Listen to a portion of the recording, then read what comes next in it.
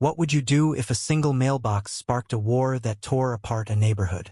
In the quiet suburb of Willow Creek, where manicured lawns and friendly waves define the community, a storm was brewing, one that would unravel secrets, ignite betrayals, and leave a bitter scar on everyone involved.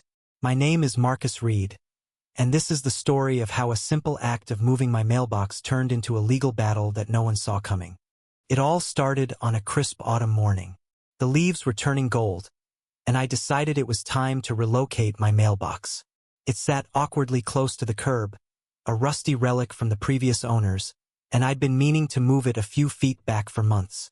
Armed with a shovel and a new post, I got to work, humming to myself, unaware of the chaos about to unfold. By noon, the mailbox stood proudly in its new spot, a small victory in my otherwise uneventful week. Enter Karen Delaney. Karen, with her perfectly styled bob and a penchant for neighborhood watch meetings, was the self-appointed guardian of Willow Creek's standards. She marched across the street, her heels clicking like a metronome, her face twisted in outrage. "Marcus, what do you think you're doing?" she demanded, pointing at my mailbox as if it were a crime scene. I explained calmly it was on my property, just a few feet from its original spot, and I checked the city's regulations. But Karen wasn't having it. "This is a violation of the aesthetic harmony of our street," she snapped, her voice carrying enough venom to make the squirrels scatter.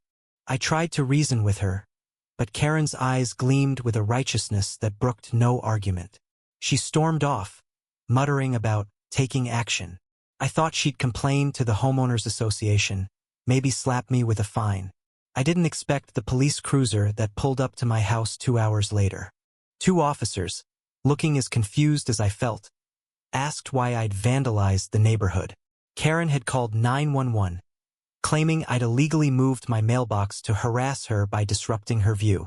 I showed them the property line survey, the city code, and even offered them coffee. They left with a warning to keep the peace, but I could see the disbelief in their eyes. Karen's stunt had backfired, wasted their time, and they weren't amused. I thought that was the end of it, but Karen wasn't done. The next day, a certified letter arrived from her lawyer, accusing me of trespassing by moving my mailbox onto her property. I laughed at first. My property line was clear, marked by a surveyor's stake from when I bought the house. But the letter demanded I move the mailbox back or face a lawsuit. That's when I realized Karen wasn't just being petty. She was delusional.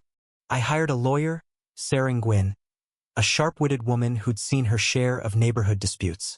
Sarah dug into the records and found something curious. Karen's property line wasn't as clear-cut as she claimed. In fact, the original survey from decades ago suggested a discrepancy, a narrow strip of land, barely 3 feet wide, that ran along the edge of my property and hers. It was ambiguous, never properly resolved, and Karen had been claiming it as hers for years, even planting her prized rose bushes there. Sarah advised me to countersue. "If Karen wants a fight, we'll give her one," she said, her eyes glinting with the thrill of the chase.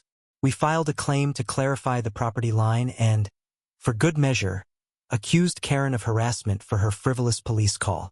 The neighborhood buzzed with gossip.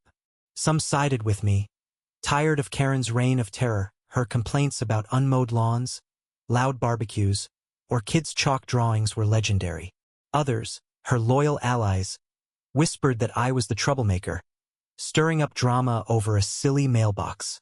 Then came the twist. At a neighborhood barbecue, I met Tom, a quiet retiree who'd lived in Willow Creek longer than anyone. He approached me with a hesitant smile, holding a faded envelope.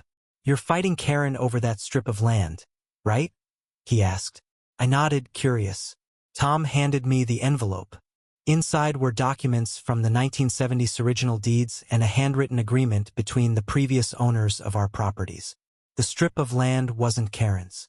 It wasn't mine either. It belonged to the city, a forgotten easement for a drainage ditch that was never built. Tom's revelation changed everything. He kept quiet for years, tired of Karen's bullying, but my fight had inspired him to speak up. "She's been claiming that land since she moved in," he said, his voice heavy with regret. I should have said something sooner. Armed with this new evidence, Sarah amended our lawsuit, naming the city as a stakeholder and accusing Karen of knowingly encroaching on public property. The rosebushes, her pride and joy, were technically illegal. The courtroom was a spectacle. Karen, dressed in a tailored blazer, played the victim, her voice trembling as she described the trauma of my mailbox ruining her view. Her lawyer argued that I'd acted maliciously, but Sarah dismantled their case with surgical precision. She presented the city's easement documents, the surveyor's testimony, and even a photo of Karen's rosebushes, meticulously maintained on land she didn't own. The judge's face was unreadable, but I caught a flicker of amusement when Sarah pointed out that Karen's 911 call had cost the city resources. As the trial dragged on, the neighborhood fractured. Karen's allies stopped inviting me to block parties, and I found anonymous notes in my mailbox some supportive, others accusing me of tearing Willow Creek apart.